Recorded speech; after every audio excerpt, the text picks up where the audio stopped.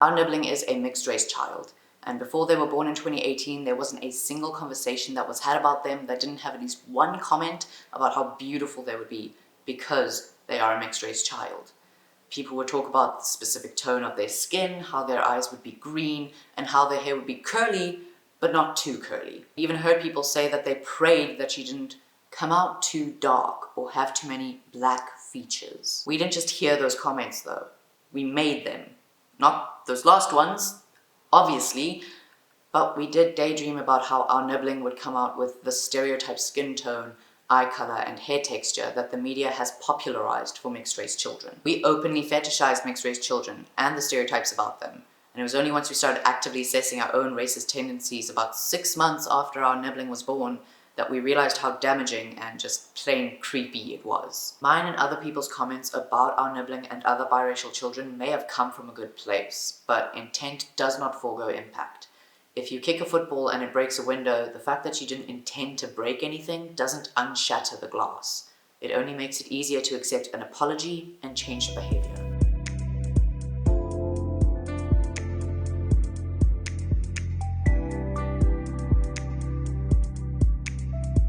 Hey, what's up guys, it's Hive and welcome back to our channel. Today is obviously a bit of a different topic, but we're coming at this as people who have hopefully reformed from this particular racist behavior.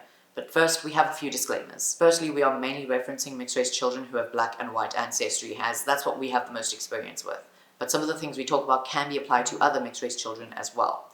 We'll also be talking about people who birth, adopt, and raise mixed-race children. And while we know that not all of these situations are bad or steeped in fetishization, this video is about the ones that are. There are plenty of interracial couples who are genuinely in love, with no fetishization involved. And there are definitely non-mixed race parents raising mixed race children with open minds and open hearts. And if you want to see content on those types of situations, we recommend Emmanuel Archer's videos on the subjects. Finally, we obviously live in a white body. And while we did research this topic at length for this video, we live with the experiences of a white, middle to lower middle class South African upbringing, and we may get things wrong without realizing it.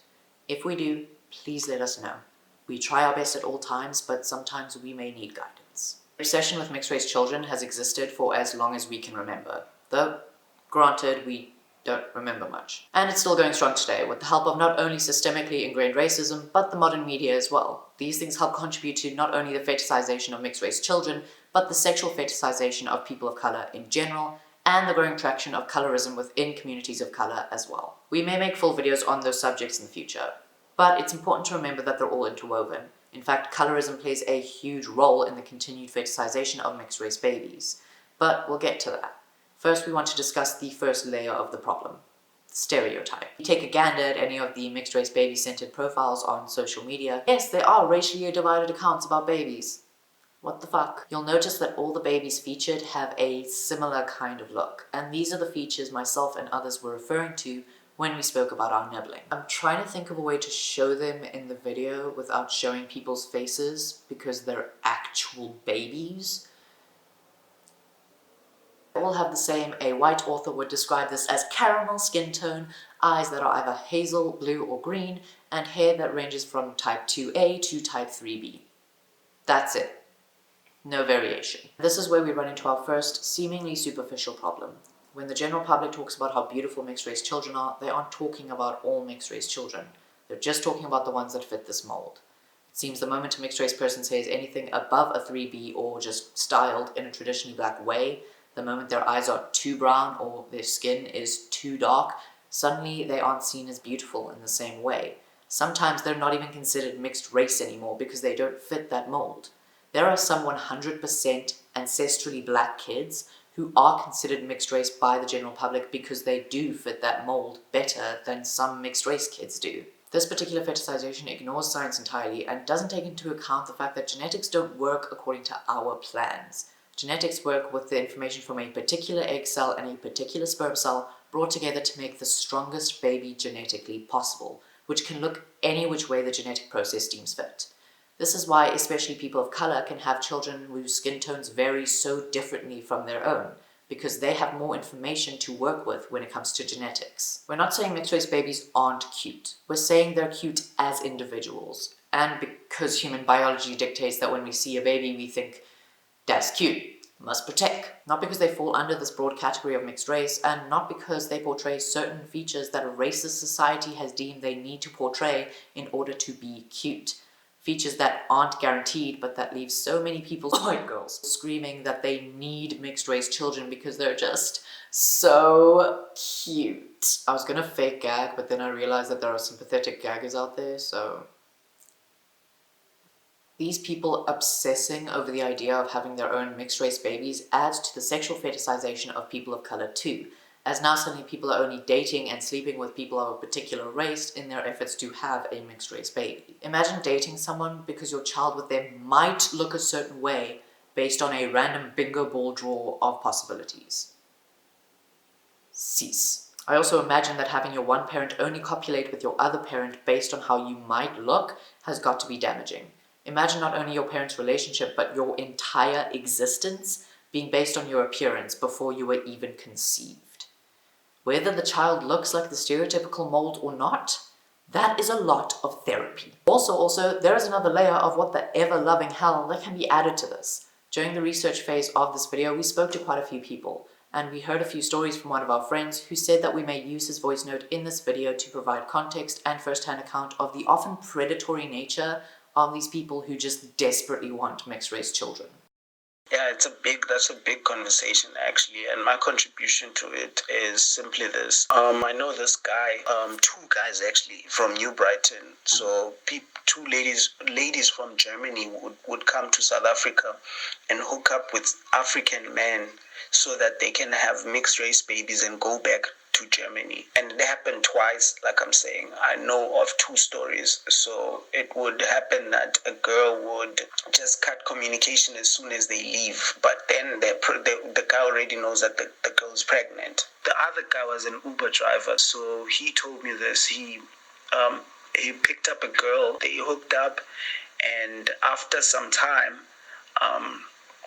she fell pregnant, and when she fell pregnant, she decided to leave the country, but she didn't want him to be part of the baby's life. She just wanted to have the baby, and then it was only up until a friend of mine told me that there was a story of a guy in his area from Zweden who also had the same problem, but then with this other girl, she specifically said, I want a baby from you. And he did that, and after that the girl just cut communication. Seriously, what the fuck? There seems to be a growing fascination, especially among white people, for their kids to look exotic, which is another problematic term that somehow suggests that people of color are alien. But the fascination seems to end at appearances in most cases. This may be more of a problem in Africa, but it's like the moment that they've had the kid, parents try to actively alienate their child from their non-white heritage and never try to introduce them to the culture connected to half of their family. Then there's the problem of othering that a lot of mixed-race kids deal with, where one half of their family says they're not enough like them to be a part of their culture, but the other half of the family says the exact same thing, leaving the children in an emotionally abusive loneliness limbo. Again, we are not saying that someone of a particular race should not raise children of another race. We're saying that that shouldn't be the driving factor behind it. And we're saying that when you do, raise them with the same openness, kindness, love, and support than you would any other child. Explore their heritage with them the same way you would a child of your own race, and accept their ancestral duality, because it's a part of who they are. Now let's look at the other side, and why people of color may fetishize mixed-race children just as much as white people do. That's right, kids, it's internalized racism.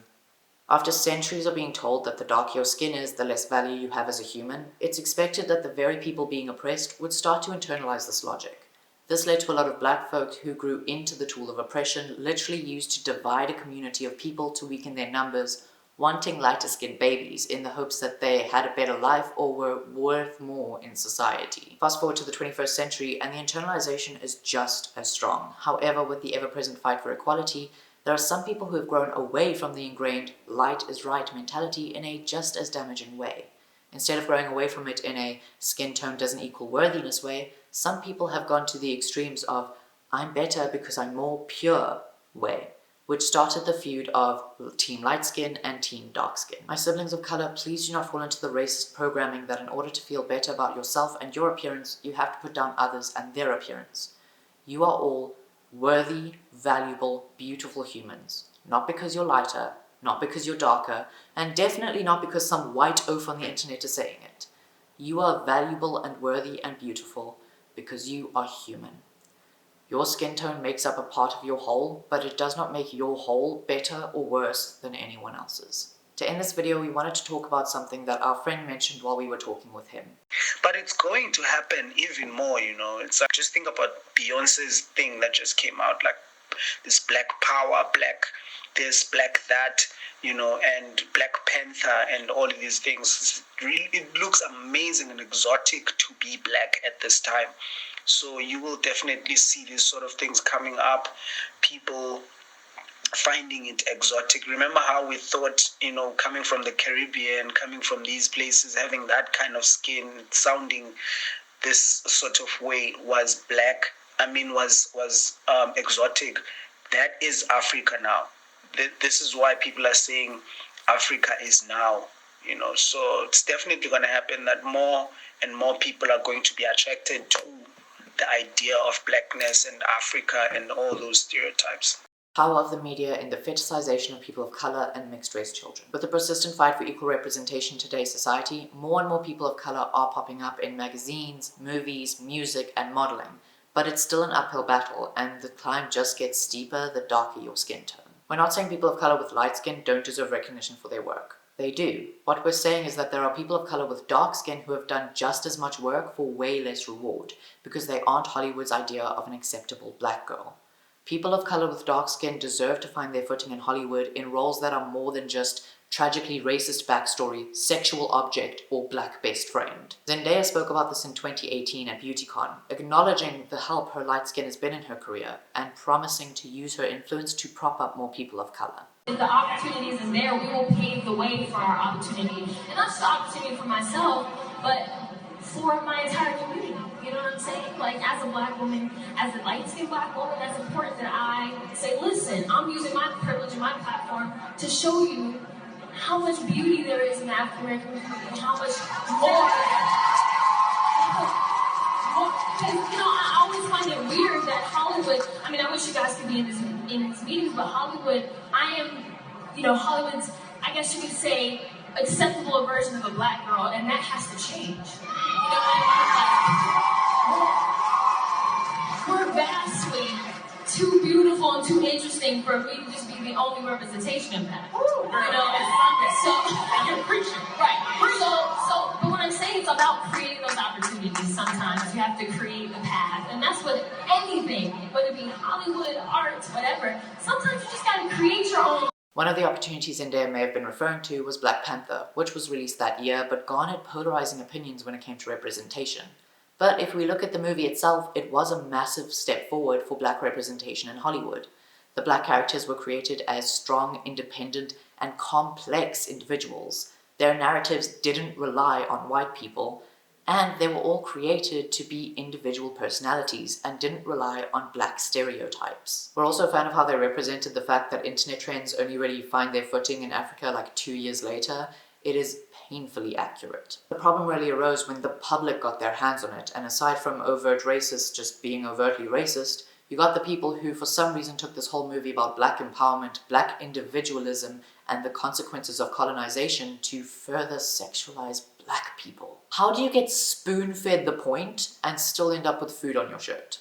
We won't go deeper into that because that's a topic for a whole other video, but it's not surprising that the general public think that biracial folk all look like Zendaya or Amanda Stenberg when that's the only version of biracial women in the popular global media. Praising or ostracization of people of color based on whether they do or do not fit certain aesthetic stereotypes reinforces racist, colonialist ideas, and only further divides people and hinders our global fight for equality. No matter what race you are amazing, and you deserve success and happiness, and I hope we'll stand together in our fight against injustice in a massive parade of color. Thank you guys so much for watching. We hope you enjoyed this kind of video, and remember to give it a like if you did, and share your thoughts and observations on the topic in the comments. Follow our social media in the description, and hit the subscribe button to stick around for our next upload, and we will see you next time.